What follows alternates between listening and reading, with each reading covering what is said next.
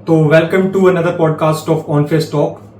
आज जो हमारा टॉपिक है वो केदारनाथ धाम के ऊपर है। केदारनाथ धाम में कुछ ऐसी स्टोरीज के बारे में हमने सुना है।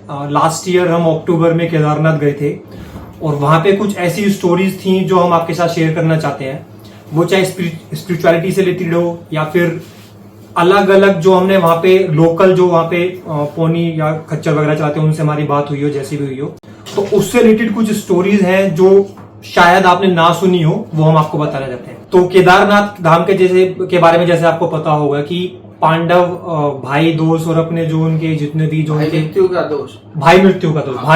दोष के लिए के निवारण के लिए शिव जी की खोज में जा रहे थे। तो शिव जी के दर्शन उन्हें केदारनाथ धाम में ही हुए थे। जैसे कि आपको बताया हर साल बहुत से लोग क्या लाखों लोग जाते हैं केदारनाथ। पहले तो हम बात करते हैं केदारनाथ जाने के क्या रीजन है। मुख्य रीजन इसके ये है, पांडवों को भाई मृत्यु का दोष लगा था, उन्होंने अपने भाइयों का वध किया था, तो उससे भोले भगवान उनसे नाराज हो गए थे। तो वो भोले भगवान को मनाने के लिए, भोलेनाथ जी को मनाने के लिए केदारनाथ गए थे। तो केदारनाथ में वहां भोले बाबा उनसे नाराज थे, तो उनको दर्शन दे नहीं रहे, एक तरह से मतलब पहचान पा नहीं रहे थे पांडव। तो भोले बाबा ने नंदी का रूप बनाया था। ने अपना बड़ा सा जो रूप बनाया था, तो उसके नीचे से सारे नंदी जानवर जा रहे थे, भोलेनाथ उसके नीचे से निकले नहीं। तो पांडव समझ गए ये भोलेनाथ है। तो जैसे ही पांडव भोलेनाथ जी को पकड़ने के लिए निकले, तो उन्होंने कहा धर ही पकड़ पाए थे, और बाकी का हिस्सा जो था वो काठमांडू में पहुंच गया था, पशुपतिनाथ मंदिर में। तो जैसे उन्होंने वो पकड़ा, तो भोलेनाथ उसी मतलब जो जब हम यहाँ पूजने जाते हैं केदारनाथ में, जो आपका क्या कहते हैं शिवलिंग बना हुआ है, ये उनकी पीछे का वो बना हुआ है, पीठ का। हाँ। तो इसका ये था। दूसरा मुख्य कारण क्या है, जैसे कहते हैं कि जब आप केदारनाथ जा रहे हो तो सबसे पहले आपको पशुपतिनाथ जाना चाहिए, क्योंकि ऊपर का हिस्सा तो वहां पे है, आप नीचे के धड़ की पूजा करने केदारनाथ जा रहे हो। और हम गए थे 2 अक्टूबर 2023 में। जो हमें मुख्य बातें लगी केदारनाथ की, लोग स्पिरिचुअली तो कम जाते हैं, उसको हनीमून डेस्टिनेशन या घूमने फिरने की लायक की डेस्टिनेशन बना रखी है। ये हमारे शास्त्रों में अच्छी बात नहीं है। जो 2013 में मुख्य आपदा आने का कारण था, वहां पे जो इरेगुलर तरीके से मतलब जो बननी नहीं चाहिए थी प्राकृतिक रूप से, वहां पे जो जितने भी विकास हुआ, ये बनना नहीं चाहिए था। आज के टाइम में भी पंडे कहते हैं कि आपदा दोबारा आएगी, और मेरे वहां के लोगों से जो वहां रहते हैं और जो हम लोग भी जाते हैं घूमने, उनसे हाथ जोड़ के निवेदन है, कृपया प्रकृति का दर्जा दीजिए। वहां जैसे हम जाके, चाहे हम खुद ही हो, हम वहां जाके प्लास्टिक की बोतलें ये सब चीजें फेंक देते हैं। भाई तो बहुत बढ़िया ऑब्जर्व किया था इन्होंने, पूरी वीडियो भी बनाई थी। इस वीडियो में आपको दिखाएंगे भी कैसे वहां गंदगी फैला रखी है। व्लॉगिंग तो मैं कर रहा हूँ केदारनाथ पे, बट मैं एक और पार्ट दिखाना चाहता हूँ जो मतलब हमें इससे कुछ ना कुछ सीखना चाहिए। कैसे हम यहाँ पे आते हैं और भगवान के दर्शन करने के लिए आते हैं, बट हमें और साफ़ सफाई का भी ध्यान रखना चाहिए। यहाँ पे काफ़ी मतलब गंदगी है, लोग बाग ऐसे ही यूज़ करके प्रोडक्ट्स और वो इधर उधर फेंक देते हैं। ये एक अलग पार्ट है केदारनाथ का।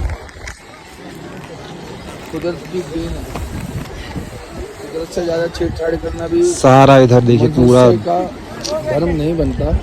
रैपर, बॉटल्स, कोल्ड ड्रिंक की, फ्लेवर्ड मिल्क की, सब ऐसे ही पड़ा हुआ देखिए सब, और नीचे सारा पूरा ऐसे ही पड़ा हुआ। जय बाबा। तो प्लीज़ ऐसा ना करें, डस्टबिन में ही डालें। यहाँ पे केदारनाथ श्राइन बोर्ड ने काफ़ी अच्छा अरेंजमेंट किया हुआ है। तो प्लीज़ सब डस्टबिन में ही जो अपने रैपर हैं या फिर जो बॉटल है उसमें ही डालें। तो please save the environment, save the nature. अगर आप जा रहे हो वहां पे, तो स्पेशली इन सब चीजों के बारे में थोड़ा ज्यादा ध्यान रखना कि इस तरह की गंदगी और इस तरह की एक्टिविटी ना हो। जितना हम उस जगह को हम जितना साफ रखेंगे, जितना क्लीन रखेंगे, वो हमारे लिए भी और वहां की पर्टिकुलर जो बायोडाइवर्सिटी और जो भी आप कहेंगे उसके लिए भी वो ज्यादा अच्छा है। देखिए हमारा ये मेन वीडियो बनाने का मेन रीजन क्या है, ये पहले भी जैसे आपको बताया हमारे चैनल है यूथ के लिए बना हुआ है। तो ये वीडियो जो भी यूथ देख रहा है, हम यूथ को ये बताना चाहते हैं, आप अपने धर्म की इज्जत आप खुद नहीं करोगे तो सामने वाला भी आपके धर्म की इज्जत नहीं करेगा। अब लोगों ने उसको क्या बना रखा है, ये ट्रैकिंग डेस्टिनेशन बना रखा है। भाई वो स्पिरिचुअल है। मैंने पिछले साल जब हम गए थे, हमने वहां ऑब्जर्व किया था। अभी भी रिसेंटली एक वीडियो आई थी, बच्चे गए थे 20-20, 22-22 साल के, वो वहां जाके ढोल बाजे लेके नाच रहे हैं। ये कोई अच्छी बातें नहीं है। आप जा रहे हो स्पिरिचुअली, जा रहे हो तो स्पिरिचुअली रूप से। और दूसरी बात, सभी भाइयों से निवेदन है, और जो बड़े बुजुर्ग भी ये वीडियो देख रहे हैं, आप अगर अपने पाँव से जाने लायक हो तभी जाइए। वहां पे जो आप जानवरों पे अत्याचार जितने होते हैं, खच्चर पे आप देखोगे बेचारों को वहीं नीचे खाई में फेंक दिया जाता है। उनपे ये जो लोकल के जो वहां पे खच्चर चलाते हैं उन्होंने बाकायदा हमने बात की थी। उन्होंने बोला था कि जैसे ही कोई खच्चर या फिर जो घोड़ा है वो पुराना जैसे जो काम कर नहीं रहता, मतलब जब उसके नहीं होता वो किसी को ऊपर ले जा सके, तो ऊपर से ही उसे जो खच्चर वाले हैं वो पहाड़ी से ही उसे फेंक देते हैं। उसके बाद XYZ उसका कुछ भी हो उसे उन्हें कोई मतलब नहीं है, नीचे कोई पूछने वाला नहीं होता। तो इस तरह की सिचुएशन भी वहां पे बहुत ज्यादा है। और आप जब केदारनाथ जाओगे आपको खुद ही रियलाइज होगा कि किस तरीके से एक तरीके से बहुत जबरदस्त टॉर्चर होता है खच्चर और उनके ऊपर। तो प्लीज प्लीज प्लीज ये भी आपसे रिक्वेस्ट है, हेली की सर्विस अवेलेबल है, हेलीकॉप्टर से जा सकते हैं, कोई इश्यू नहीं है, बट खच्चर और ये सब अवॉइड ही करो तो ज्यादा बेटर है। दूसरा देखिए, अब वहाँ कहते हैं देवभूमि उत्तराखंड वैसे भी देवों की भूमि है, तो वहां पे बहुत से हिडन ऐसे रहस्य है जो आपको क्या हमें भी नहीं पता। वहां के लोकल बंदे हमसे जब हमने वहां पे अपनी यात्रा के दौरान हमने बात की थी, वहां ऐसे ऐसे अचंभे होते हैं कि आपकी सोच से भी बहुत आगे की बातें हैं। और एक चीज ऐसा कहते हैं कि उत्तराखंड में जो भी इंसान पैदा हुआ है वो अपने आप में ही देवता का रूप है। और इसी को यही जो वहां पे जो हमारे लोकल थे, पुजारी थे और जो पे वहां पे रहते थे, उनसे भी हमारी बात हुई थी। तो उनकी बात में एक दो चीज जो निकल के आई थी, जैसे सभी को पता होगा कि दिवाली पे कपाट बंद हो जाते हैं।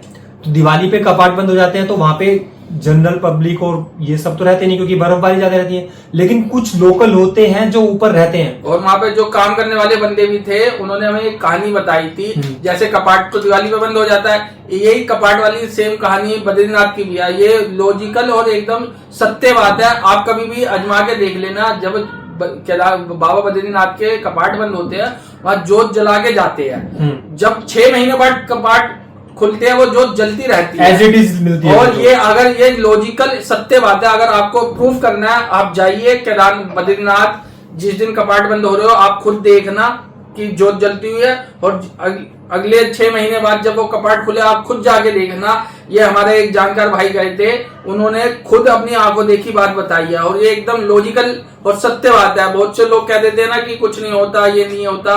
भैया एक बड़े बुजुर्ग हमारे कहते थे, तो मानो तो पत्थर में भी भगवान है, ना मानो तो पत्थर है।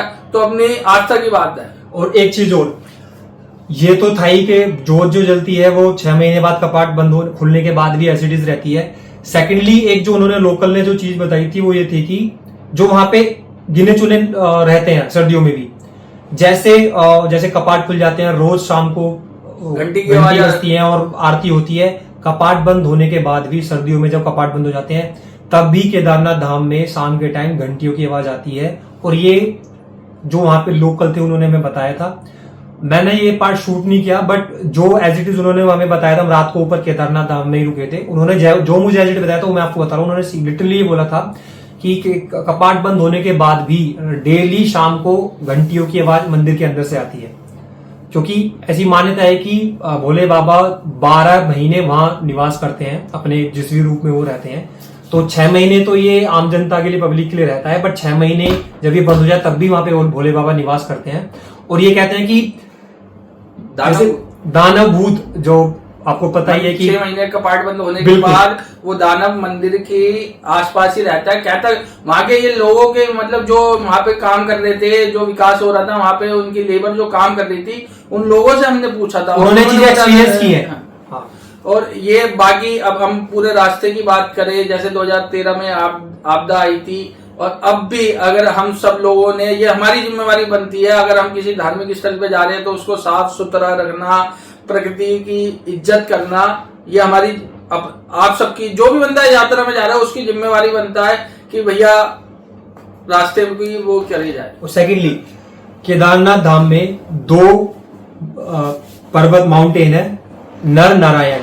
तो ऐसी मान्यता है, ये भी वहां के जो पंडित उन्होंने बोला है कि आने वाले टाइम में केदारनाथ धाम और बद्रीनाथ धाम दोनों विलुप्त हो जाएंगे। और ये कब होंगे? नर नारायण जो दो माउंटेन, जो पर्वत हैं, वो धीरे धीरे क्लोज आ रहे हैं। जब वो पूरे क्लोज आ जाएंगे उसके बाद केदारनाथ धाम हमेशा के लिए विलुप्त हो जाएगा। ये बिल्कुल सच बात है। और ये बोला है कि कलयुग में ये धाम आने वाले टाइम में विलुप्त हो जाएंगे। चेतन, एक मान्यता ये भी है कि कोई अगर मतलब मनुष्य यात्रा के दौरान, हाँ, कोई मनुष्य अगर संकल्प लेके जाए ना कि उसे केदारनाथ की यात्रा करनी है, हाँ, और by chance any how miss happening हो जाए, उसकी डेथ हो जाए, तो ऐसा कहते हैं कि उसे पुनर्जन्म लेने की जरूरत नहीं है, सीधा मोक्ष प्राप्त सीधा होता है। मोक्ष की प्राप्ति है। ये तो केदारनाथ केदारनाथ क्या, आप किसी भी धाम पे चले जाओगे शंकर के, जैसे 12 ज्योतिर्लिंग हो गए आपके, वो तो मोक्ष के देवता है। केदारनाथ धाम की जितनी भी स्टोरी या जितनी भी कहानी हमारे पास थी वो हमने आपको बताई, और आप खुद जाएंगे तो आप खुद एक्सपीरियंस करेंगे। अब हम सोनप्रयाग से गौरीकुंड से यात्रा शुरू होती है, 21 किलोमीटर के आसपास का ट्रैक है, और बहुत टफ ट्रैक है, बहुत ही ज्यादा टफ ट्रैक है। आप जब जाओगे और आप जैसे 12-13 घंटे की पूरी जो चढ़ाई है पूरी कंप्लीट करोगे, जैसे ही केदारनाथ धाम पहुंचोगे, आप सिर्फ मंदिर के ही दर्शन करोगे तो आपको एक गूजबम्प वाली फीलिंग आएगी। मतलब आप जितने भी आपकी थकावट होगी, सब आपकी दूर हो जाएगी। मंदिर को देखते ही आपके अंदर से एक पॉजिटिव एनर्जी जो होती है ना, ये मैंने खुद एक्सपीरियंस की हुई है। जब मैं 12-13 घंटे की मैंने जर्नी की, सुबह से शाम तक मैं पहुंचा, मंदिर की आरती से पहले मैं पहुंचा था, मंदिर के दर्शन ही किए थे मैंने, और मैं बस बता नहीं सकता वो फीलिंग क्या थी। वो फीलिंग मैं कैमरे के सामने नहीं बता सकता, वो फीलिंग आप सिर्फ एक्सपीरियंस ही कर सकते हैं। और हाँ, एक बार जरूर जरूर जरूर आप अगर आप हिंदू धर्म में, आपकी सनातन धर्म में आपकी मान्यता है, आपको केदारनाथ जरूर जाना चाहिए। अगर आपके मतलब आप चढ़ाई नहीं कर सकते हो तो हेलीपैड, हेलीकॉप्टर की सर्विस भी वहाँ बहुत अच्छी फैसिलिटीज है। आप जाइए, जरूर जाइए, केदारनाथ धाम जाइए और बाबा केदारनाथ के दर्शन कीजिए। तो जैसे कि कहते हैं कि जिसे बाबा बुलाते हैं वही जाते हैं। हमारे साथ हमारे एक भाई गए थे, उनका मतलब कोई प्लान ही नहीं था, सडनली वो हमारे साथ गए थे, अंकित शर्मा जी। तो भाई गए थे, तो उन्होंने भी बहुत अच्छा ऑब्जर्व किया, और वो खुद कहते हैं कि वहां जाके उन्हें बहुत अलग ही इम्पैक्ट पड़ा था लाइफ में। सबके ही पड़ता है, अगर आप सच्चे मन से किसी भी देवी देवता को पूजो तो फल तो मिलता ही है। दूसरी बात, मैं अपना खुद का निजी एक्सपीरियंस बताता हूँ। जैसे कि मैं मतलब चढ़ नहीं पा रहा था, तो मेरे यार दोस्तों ने मुझे कहा था कि तू खच्चर से चल दे, तो मेरा मन नहीं, मैंने कहा मैं जाऊंगा तो पैदल जाऊंगा, अदरवाइज मैं रो पिट के जाऊं, जैसे मैं जाऊंगा पैदल। तो जैसे कि ये मेरे दोस्त आगे थोड़ा पहुंच गए थे, तो इनका मेरे वहां पे फोन आता है कि भाई जल्दी आ, आरती का टाइम होने वाला है। तो मेरी बैटरी तो पूरी एक तरह से लो हो चुकी थी, मेरी हिम्मत नहीं थी, बस मन में यह था कि बाबा तेरी आरती देखनी है। तो रिसेंटली जैसे ही मैंने शॉर्टकट पार किया था, तो बाय चांस वहां पे मतलब जो काम चल रहा था, तो वहां ट्रैक्टर चलते हैं उनके लोकल बंदों के, लोकल नहीं जो वहां पे काम कर रहे हैं, माल ढोने कंस्ट्रक्शन वालों के, माल ढोने वालों के, वो चलते हैं। तो मैंने सोचा भोले मंदिर तक की लिफ्ट दे दे। तो उसने मुझे मतलब जो 25-30 मिनट का रास्ता था पैदल से जो मैं कवर करता, तब तक तो आरती में देख नहीं पाता, बट बाय चांस मेरी किस्मत इतनी अच्छी थी, वो ट्रैक्टर मुझे मिल गया। मैंने उस भाई से लिफ्ट मांगी, उसने मुझे बिठाया, और आरती होने से 5 मिनट पहले ठीक मैं मंदिर के सामने था। और मैं वो एक्सपीरियंस आपको लाइफ टाइम बता रहा हूँ, लाइफ टाइम का मेरा one of the best experience था। वहां आपको ना साक्षात ऐसे लगते हैं कि ऊपर भोले बाबा विराजमान है। ये तो मेरे खुद का निजी मानना है। बाकी भाई बहुत से लोग कहते हैं कि ऐसा कुछ नहीं होता। भाई दोबारा लाइन कह गए, मानो तो सब कुछ है, ना मानो तो कुछ भी नहीं है। और एक कहावत है ना, कंकड़ कंकड़ में शंकर है। तो केदारनाथ के हर एक रास्ते में आपको शंकर की होने का अभाव मिलेगा। ये तो केदारनाथ की बात क्या, मैं निजी लाइफ में बता रहा हूँ। और एक गलती जो हमने वहां पे की थी, वो मैं जो गलती की थी दर्शन के, मैं वो भी एक्सपीरियंस आपको बताना चाहता हूँ। और हाथ जोड़ के निवेदन है, आप ये गलती मत करना, आप किसी से भी मत करना, क्योंकि ऐसे दर्शन करने का कोई फायदा नहीं है। वो बेचारे 11-11 घंटे से भाई बताएंगे। हुआ क्या था कि जैसे मॉर्निंग में हम दर्शन के लिए लाइन में लगे, तो जो दर्शन की जो नॉर्मल लाइन थी वो 1-1.5 किलोमीटर 1 किलोमीटर के आसपास तो थी वो। तो हमने क्या किया कि हम शॉर्टकट के लिए गए, तो हमने एक जो दूसरा रास्ता है जहां से मंदिर की एग्जिट होती है, वहां से हमने ट्राई किया। तो वहां पे पर्ची वाला सिस्टम था जो हम नहीं ले पाए थे। पंडित जो वहां पे थे, जो पूजा करते हैं, जो उनसे हमने पूछा, तो वो ज्यादा पैसे मांग रहे थे, और वहां से फिर एंट्री भी नहीं कराए थे, क्योंकि वहां पे रश ज्यादा हो गया था। फिर हमने क्या करा था कि जो मंदिर के बिल्कुल सराउंडिंग में जो प्रसाद और ये देते हैं फूल वाले, तो वहां पे इसने चेतन ने वहां बात की थी, और 2000 रुपए हमने दिए थे। हम कहते हैं हम 4 बंदे थे, 2000 रुपए दिए थे, और ऐसे करके हम शॉर्टकट लाइन में लगे थे। बट ऐसा नहीं करना चाहिए, वो हमारी गलती थी, हम मानते हैं। क्योंकि वो बेचारे जो सुबह ठंड में 4-4 बजे से उस लाइन में खड़े थे पीछे तक की, और आगे तो दर्शन बट नहीं जा पाते थे। लोग आगे जाते थे, शॉर्टकट मारते थे, 2000-2500 रुपए दिया, अपना ग्रुप अंदर घुसा कर दिया। बट ऐसा हमें नहीं करना चाहिए था। वो बेचारे भी इतनी देर से लगे होते। तो सभी भाइयों से निवेदन है, जाओ तो प्रॉपर ईमानदारी से दर्शन करना। और हम अब आगे अगर गए तो हम भी यही करेंगे कि हम ईमानदारी से ही दर्शन करेंगे। तो भाइयों, इस पॉडकास्ट में बस हम इसे रैप अप कर रहे हैं। तो आखिरी में मैं यही कहना चाहूंगा कि जहां भी आप, जिस हिंदू सनातन धर्म की अपनी अपनी मान्यता है, जहां भी आप जाओ, जैसे भी जाओ, सच्चे मन से जाओ।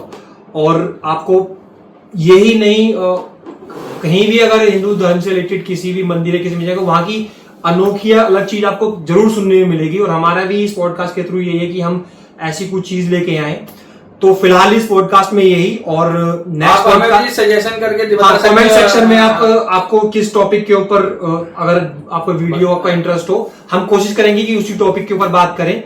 तो आखिरी में ये हमारा पॉडकास्ट खत्म होता है। सभी भाइयों को जय जय केदार बाबा। जय बाबा केदार।